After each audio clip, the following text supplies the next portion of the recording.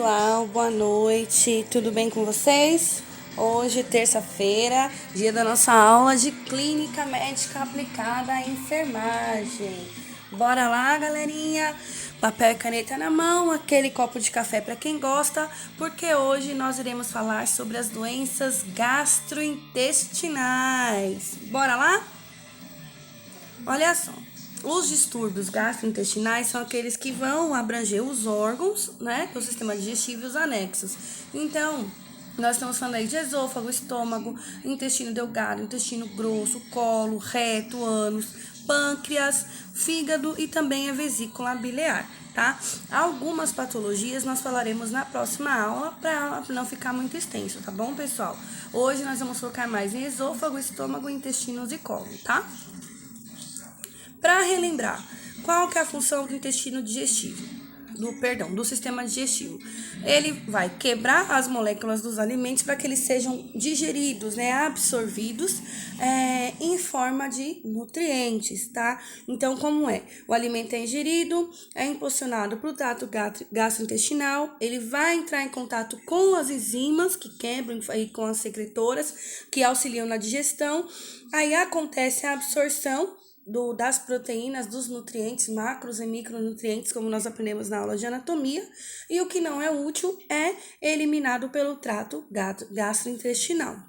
E as patologias desse sistema têm manifestações específicas, geralmente dor abdominal, difusa ou localizada, indigestão, gases intestinais, náuseas e vômitos, tá bom? Iniciando, como eu falei para vocês, por intestinos, esôfago e estômago. Nós vamos falar, por exemplo, da diarreia. Gente, a diarreia, às vezes, ela é subentendida, ela não é dada a importância a qual ela realmente tem. Porque a diarreia em idosos, em crianças, ela pode ser grave, porque pode levar à desnutrição. E o que é a diarreia? É o aumento anormal na frequência, né, na quantidade de fezes, em mais de 3 vezes mais que o normal por dia, e o sinal de liquidez, né, nessas fezes, porque é necessário que se forme o bolo fecal. O funcionamento correto do intestino tem a formação do bolo fecal. Então, por que a diarreia pode causar desnutrição? Porque não tem a absorção dos nutrientes.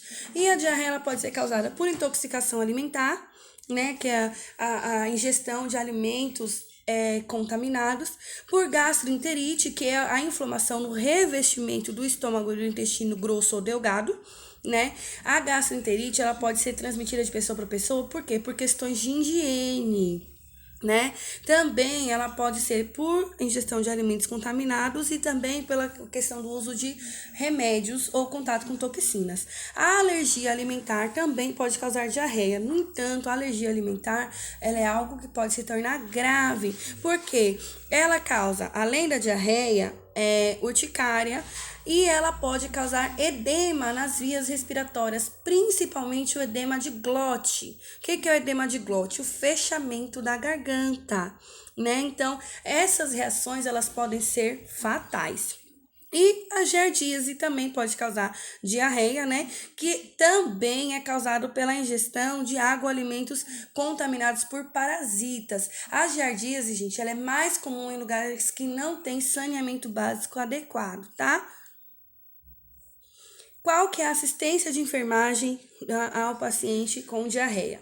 A reidratação oral e ofertar líquidos leves e em pouca quantidade.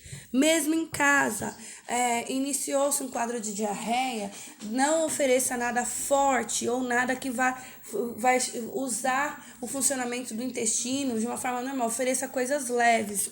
A nível hospitalar, é necessário funcionar o acesso venoso periférico. Se for criança ou idoso acamado, tem que verificar a pele perianal a cada evacuação para evitar lesões e laceração, fazer higienização da pele. E em pacientes acamados ou não, tem que fazer o balanço hídrico, porque a pessoa pode ficar desnutrida e desidratada, porque perde muito líquido também. Então, por isso, nós temos que verificar o turgor da pele, as condições da mucosa oral, né? Se está desidratada, a mucosa oftálmica, se está hipocorada.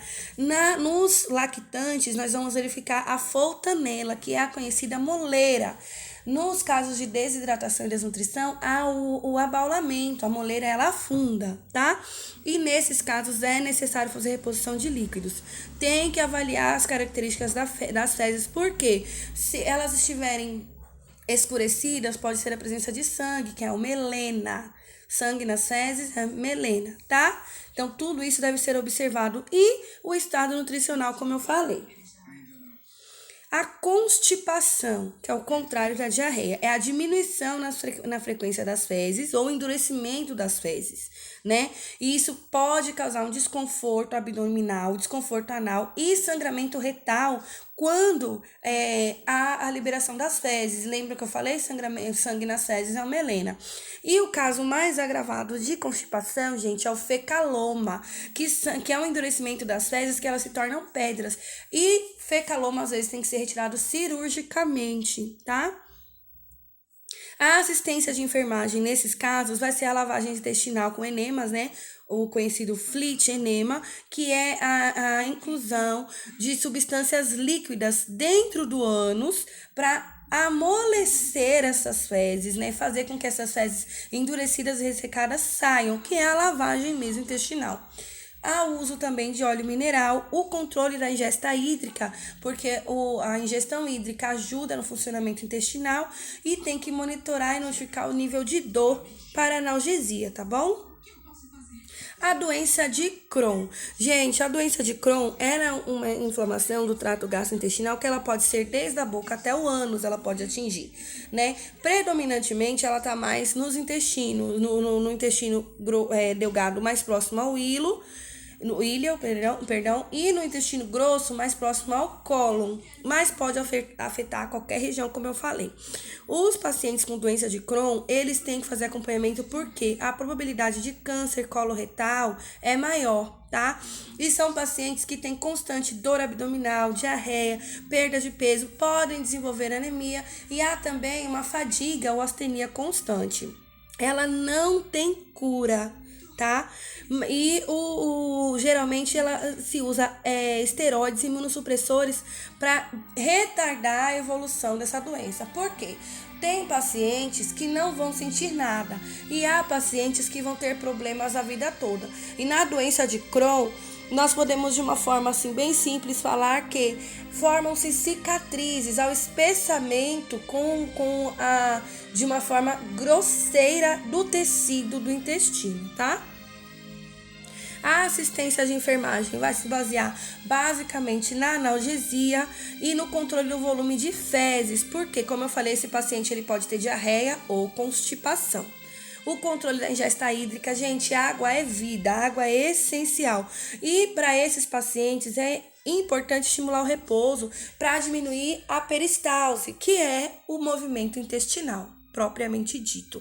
O nome do movimento intestinal é peristalse ou movimentos peristálticos. A gastrite, agora estamos falando de estômago. Gastrite é a inflamação da mucosa gástrica, né? Do tecido interior do estômago. Ela pode ser aguda, né, durar alguns dias e passar, ou crônica, que ela vai ter episódios recorrentes. Existem vários fatores desencadeadores da gastrite, como infecções, estresse, doenças graves, lesões, medicamentos e também distúrbios do sistema imunológico. As manifestações, elas serão desconforto abdominal, cefaleia, desânimo, náuseas, anorexia, porque não há a digestão, a absorção de alimentos da forma correta, dores e vômitos, dores abdominais e vômitos, tá? Os vômitos também vão ajudar na perda de peso. A gastrite, ela tem dois tipos, a erosiva, que é a forma mais grave, né? E ela é uma inflamação que corrói o revestimento do estômago. E esse tipo é mais comum em homens e é provocado pelo uso de álcool, estresse e pelo uso de medicamentos como aspirina e os anti-inflamatórios não esteroides. E a doença de Crohn pode evoluir para uma gastrite erosiva também. E infecções bacterianas e virais também podem causar uma gastrite erosiva. Já a não erosiva, o revestimento estomacal, ele atrofia, né? Ou então ele fica irritado. E tem também a mutação do tecido estomacal para um outro tecido, por exemplo, o tecido intestinal. Aí já é uma metaplasia, já é uma forma mais grave, tá bom, gente? Aí um exemplo de gastrite, vocês estão vendo a coloração, porque a mucosa ela é sempre vermelha e bem hidratada. Esses mais esbranquiçados, amarelados, mostram aí irritação, viu, da mucosa. A assistência de enfermagem vai ser a analgesia. Esse paciente ele vai chegar na emergência queixoso de dor. É um paciente que vai ficar agitado, né? Então, em domiciliar, ele vai usar medicamentos para diminuir a produção de ácido, né? Que no caso ele vai usar os antiácidos. Em algumas situações, eles vão usar antibióticos, que é no caso que haja a contaminação pela Helicobacter pylori, a H. pylori, que é uma bactéria que sobrevive à acidez estomacal e evolui aí para a gastrite. E tratamentos, em alguns casos, para diminuir ou interromper a hemorragia, tá bom? A úlcera péptica, né? A úlcera é o abalamento, né? É uma forma oval, que como um afundamento, digamos assim, do revestimento do estômago e do duodeno, que é corroído pelo ácido gástrico, o próprio ácido do estômago e pelos sucos digestivos, né? Pode ser resultado das infecções por H. pylori ou da ação de algum medicamento e até por um enfraquecimento patológico do revestimento do estômago. Quais serão as manifestações clínicas da úlcera? Perda de peso, falta de apetite, uma sensação de estufamento, eructação, que são os arrotos, náusea, vômitos e dor ainda mais intensa até que no caso de gastrite, e uma dor mais difusa também, ou localizada, dependendo da região onde essa úlcera ela se alojou, onde ela eclodiu. As complicações primeiro, a hemorragia digestiva alta, né? Quando o ácido rompe a parede da úlcera ou rompe algum vaso. Não necessariamente rompe a parede do estômago, mas rompe algum vaso sanguíneo da parede estomacal. Né? A perfuração, que é quando penetra através do estômago ou da parede duodenal, aí nesse caso já é a perfuração da parede do órgão, ou a obstrução, que é quando a úlcera ela bloqueia a passagem de comida para o estômago, ou do estômago para frente. Então, nesse caso de obstrução, sempre terá vômito e extrema perda de peso, astenia, que é a fraqueza, e desnutrição, e também a dor. Aí, gente, as úlceras, tá vendo essas lesões esbranquiçadas, amareladas, meio purulentas? A mucosa tá lá rosada, bonitinha. Tem alguns casos que são várias úlceras. Se vocês observarem na primeira e na terceira imagem, existem várias ulcerações. E essas imagens são imagens de endoscopia digestiva alta, que é o principal exame para diagnóstico no estômago e esôfago. A assistência de enfermagem vai ser sintomática, ou seja, de acordo com o que o paciente estiver sentindo. Se for hemorragia, será uma forma. Se for algia intensa, será uma quantidade de analgésicos. Se for por questão de H. pylori, então tem a utilização de antibióticos. Então, cada caso será um caso. E pacientes com problemas gastrointestinais fazem parte da nossa rotina, tanto em posto quanto em nível de hospitalar. Síndrome do intestino irritável. Gente, é uma doença assim que variável, então ela não tem uma especificação, uma explicação do porquê ela acontece, né? Então, o sistema regulador do intestino, né, neurológico do intestino, então ela pode ser infecção ou irritação, pode também ser por distúrbio vascular ou por um distúrbio metabólico. Os sintomas mais comuns são alterações nos movimentos peristálticos, então isso vai causar dor. Aí, tanto pode causar diarreia, se acelerar os movimentos peristálticos, quanto constipação, se reduzir demais os movimentos peristálticos.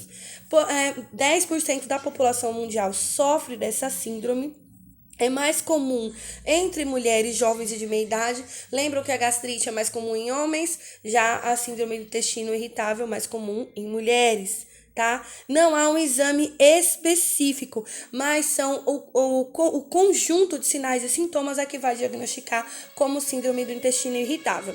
E as manifestações mais comuns: dor abdominal, sensação de inchaço, diarreia e constipação. Tudo junto? Não. Tudo ao mesmo tempo? Nem sempre. Pode variar e oscilar entre um e outro? Geralmente é o que vai acontecer. Esse paciente vai ter os sintomas variados. A assistência também será sintomática. Nós vamos tratar esse paciente de acordo com o que ele estiver sentindo, e a assistência de enfermagem é importantíssimo nesse paciente, porque nós é quem mais temos acesso ao paciente, nós é quem mais observamos as alterações no nosso paciente. E a apendicite, que é a inflamação do apêndice, que é um pequeno órgão linfático, né, produtor de linfa, parece com um dedo de luva e é localizado próximo ao seco, né, que é a primeira porção do intestino grosso. E geralmente o que acontece, como ele é um órgão pequeno, há a obstrução da luz desse órgão, né? Ele é entupido por restos de alimentos ou coisas assim. E quando isso acontece, o tratamento é cirúrgico. A apendicite ela tem de grau 1 até grau 4. Quanto mais elevado o grau, maior o risco de vida para o paciente, maior a probabilidade de infecção e de problemas pós-operatórios. Certinho, galerinha? Olha lá, para facilitar a vida de vocês, aqui os tipos de dores abdominais e o que elas querem dizer. No lado superior esquerdo, geralmente gastrite, úlcera gástrica, inflamação no baço, pode também ser problema na base do pulmão e gases. No meio, né, no epigastro, refluxo gastroesofágico, má digestão, úlcera, gastrite, inflamação na vesícula e também, mas mais raro, o infarto do miocárdio. Do lado direito superior, pode ser pedra na vesícula, inflamações na vesícula, doenças do fígado, problemas no pulmão esquerdo, tá bom? Vamos lá. Do lado esquerdo, gastrite, inflamação do intestino, excesso de gases, doença no baço, cisto do ovário esquerdo. Na região umbilical, úlcera gástrica, inflamação no pâncreas, gastroenterite, apendicite e aneurisma da artéria aorta. No lado esquerdo, embaixo, podem ser inflamações do intestino grosso, gases, hérnia inguinal e cisto no ovário esquerdo. No fundo da barriga ou na região pélvica, inflamação do intestino, colo irritável, inflamação da bexiga, infecção urinária e problemas de próstata. No lado inferior direito, excesso de gases, apendicite, doença de Crohn, inflamação do intestino, cisto no ovário direito e hérnia inguinal, tá? No lado direito, no mediastino, a doença de Crohn, inflamação do intestino, excesso de gases, inflamações da vesícula e cisto no ovário. Quem quiser, eu disponibilizo essa imagem depois também, tá? Dúvidas? Claro, sempre, porque conhecimento gera dúvida. Chama no chat que eu tô esperando vocês.